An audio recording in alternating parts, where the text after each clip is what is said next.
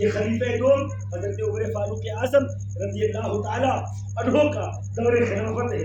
آپ ذرا دیکھیں ہم اور آپ تو محبت نہیں کر پاتے ہیں نا، لیکن حضرت عمر اللہ اکبر حضور سے کتنا پیار کرتے تھے، کتنی محبت کرتے تھے. جس وقت آپ خلیفہ ہوئے نا، جس وقت آپ مدینہ میں خلیفہ اور گورنر مقرر ہوئے نا، تو آپ کا عالم یہ تھا کہ مدینہ کے گلیوں میں گشت کیا کرتے تھے.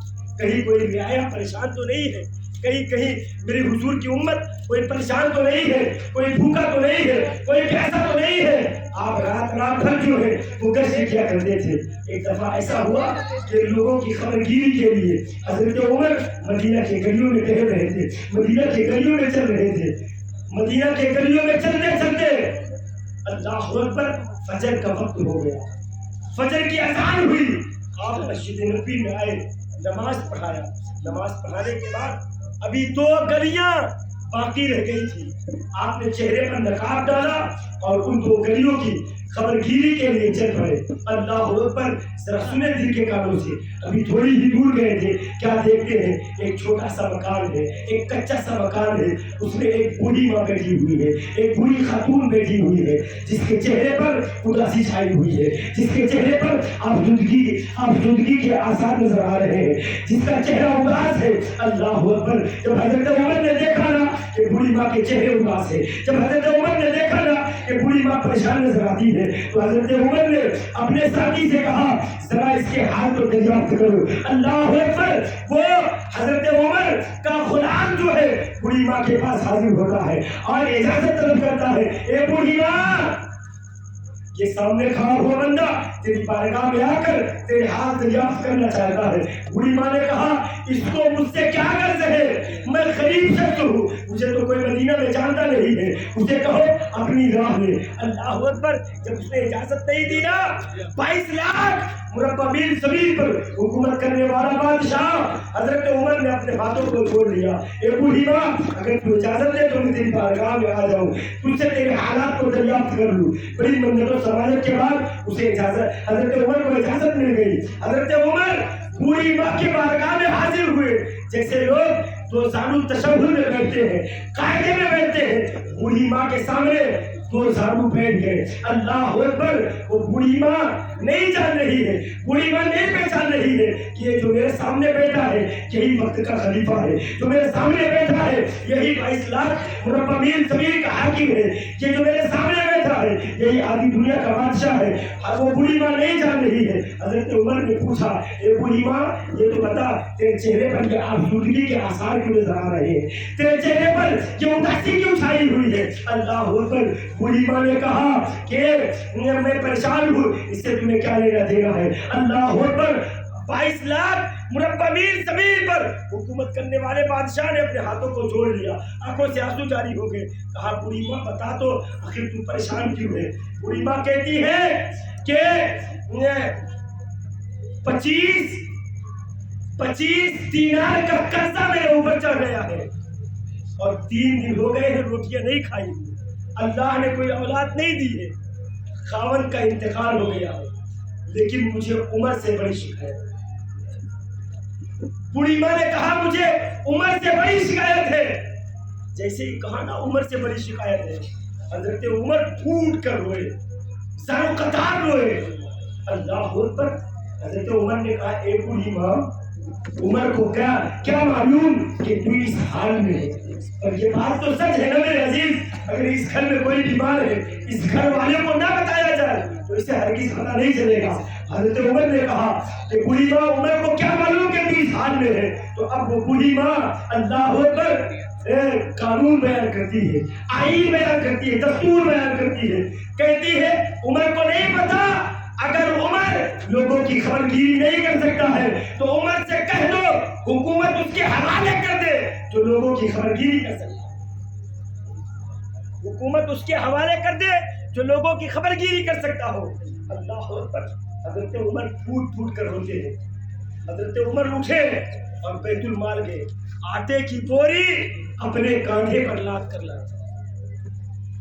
آپ ذرا فکر کریں، تصور کریں، حضرت عمر کس کے سامنے رو رہے ہیں؟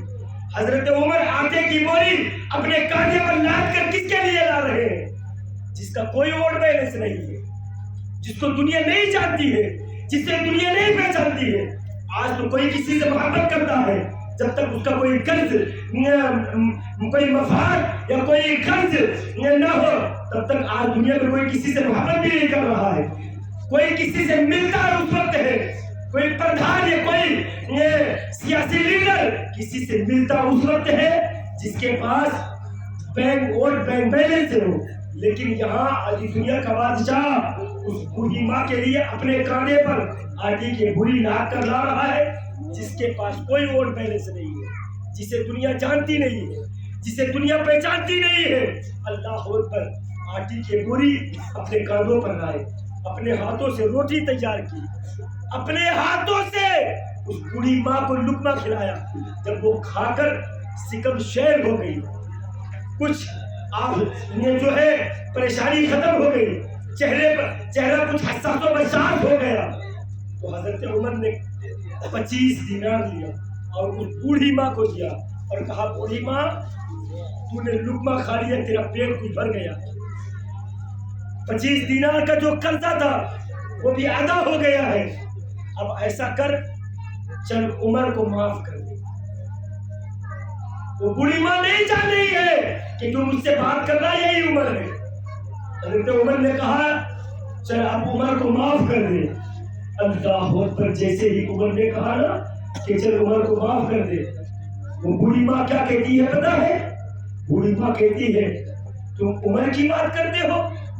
عمر کی بات تو مت کرو، ابھی تو میں زمین پہ ہوں، ذرا مجھے زمین کے نیچے جانے دو، میں رسول اللہ سے عمر کی شکایت لگا دوں گی۔ اللہ، میں رسول اللہ سے عمر کی شکایت لگا دوں گی۔ حضرت عمر نے جیسے ہی سنا نا، کلیجہ منہ کو آ گیا، پھول پھول کر رونے لگے۔ حضرت عمر نے کہا، اے بوڑھی ماں، عمر اپنے وجود کا بڑا کمزور آدمی ہے، عمر اپنے وجود کا بڑا کمزور آدمی ہے، وہ رسول اللہ کا سامنا نہیں کر پائے گا۔ تمہیں عمر کی شکایت رسول اللہ سے نہیں لگانا، عمر کی شکایت رسول اللہ سے نہیں کرنا۔ اللہ اکبر، جب حضرت عمر پھول پھول کر رونے لگے نا، تو بوڑھی ماں نے کہا کہ بیٹا تو مجھے کسی نیک باپ کا بیٹا لگتا ہے، تو مجھے کسی نیک ماں کا بیٹا لگتا ہے، چل میں تیری وجہ سے عمر کو معاف کر دوں، میں تیری وجہ سے عمر کو معاف کرتی ہوں۔ جیسے ہی بوڑھی ماں نے کہا نا کہ چل میں تیری وجہ سے عمر کو معاف کرتی ہوں، حضرت عمر نے ایک کاغذ نکالا، قلم نکالا، کہا بوڑھی ماں اس پر ایک تحریر لکھ دے کہ میں پہلے عمر سے ناراض تھی لیکن اب عمر سے راضی ہو گئی ہوں۔ اللہ اکبر، جیسے ہی عمر نے وہ پرچہ نکالا، قلم نکالا، بوڑھی ماں نے کہا وہ بیٹے مجھے لکھنا تو نہیں آتا ہے، البتہ تو لکھ دے، میں اس پر دستخط ضرور کر دوں گی، میں اس پر سائن کر دوں گی۔ اللہ اکبر، حضرت عمر نے ایک چھوٹی سی تحریر لکھی اور لکھا کہ ایک بوڑھی ماں عمر سے ناراض تھی لیکن اب وہ عمر سے راضی ہو گئی ہے۔ جیسے ہی پرچہ لکھ کر اس پرچے کو بوڑھی ماں کے آگے کیا اور کہا بوڑھی ماں ذرا اس پر سائن تو کر دے، اس پر دستخط تو کر دے۔ جیسے ہی پرچے کو آگے بڑھایا ہے، پیچھے سے حضرت علی آ گئے، حضرت عبداللہ ابن مسعود آ گئے اور آواز دی، حضرت عبداللہ ابن مسعود، اے عمر ہم تمہیں پورے مدینہ کے گلیوں میں ڈھونڈ رہے ہیں، پورے مدینہ کی گلیوں میں تلاش کر رہے ہیں اور تم یہاں موجود ہو۔ اللہ اکبر، اب جیسے ہی بوڑھی ماں نے عمر کا نام سنا ہے نا، اللہ اکبر، وہ تھر تھر کانپنے لگی ہے۔ اللہ اکبر، جس کے نام کو سن کر کیسر کسرا کی دیواریں کانپتی ہو، وہ بوڑھی ماں کب نہیں کانپتی، بوڑھی ماں کانپنے لگی اور اس نے اپنے فکر کیا کہ جس کے سامنے میں اتنی دیر سے بات کر رہی ہوں یہی آدھی دنیا کا بادشاہ ہے، کہیں امیر المومنین، کہیں عمر ہے۔ وہ کانپنے لگی۔ عمر نے کہا اے بوڑھی ماں تو ڈر مت، تو کانپ مت، وہ اپنے وعدے پر قائم رہے اور اس پر دستخط کر دیے۔ بوڑھی ماں نے اس پر سائن کر دیا۔ اللہ اکبر، جب اس پر دستخط کر دیے تو حضرت عمر نے وہ پرچہ اٹھا کر حضرت علی کو دے دیا۔ ذرا سنو دل کے کانوں سے، آج ہم نہ جانے اپنے عمل سے، اپنے کردار سے حضور کو کتنا تکلیف پہنچاتے ہیں۔ ہم کسی کو گالیاں دیتے ہیں، اسے معافی کے طلبگار نہیں ہوتے ہیں، کسی کے مال پر قبضہ کرتے ہیں، اسے جو ہے ہمیں احساس تک نہیں ہوتا ہے، لیکن یہ عمر ہے जिन्हें अल्लाह ने अभी दुनिया का बादशाह बनाया है, लेकिन फिर भी अल्लाह का खौफ और हुजूर की मोहब्बत इस तरीके से, जैसे ही बूढ़ी माँ ने साइन किया ना उस पर, हजरत उमर ने वो पर्चा उठाकर हजरत अली को दे दिया और कहा, भाई अली, मुझे इस बात का यकीन है, मुझे इस बात पर कामिल यकीन है कि मैं तुमसे पहले दुनिया से रुखसत हो जाऊंगा। जब मैं दुनिया से चला जाऊंगा तो मुझे नहलाने के बाद, कफन पहनाने के बाद, कब्र में ले जाने से पहले ये पर्चा मेरे कफन में रख देना, ये पर्चा मेरे कफन में रख देना। हजरत अली ने कहा, उमर, इंतकाल के बाद नहलाना तो समझ में आता है, कफन देना तो समझ में आता है, लेकिन ये पर्चा आपके कफन में रखूं, इसकी क्या वजह? अब उमर का एक जुमला सुनो और अपने आप को हुजूर की मोहब्बत से करीब करो। जैसे ही हजरत अली ने कहा ना कि नहलाना समझ में आता है, कफन देना समझ में आता है, दफन करना समझ में आता है, लेकिन ये पर्चा आपके कफन में रख के इसकी क्या वजह है? तो हजरत उमर ने कहा, जब ये पर्चा मेरे कफन में रखकर तुम मुझे कब्र में लिटाकर चले आओगे तो मेरा ईमान है, मेरा अकीदा है कि मेरे कब्र में मेरे मुस्तफा तशरीफ लाएंगे, मेरे हुजूर तशरीफ लाएंगे।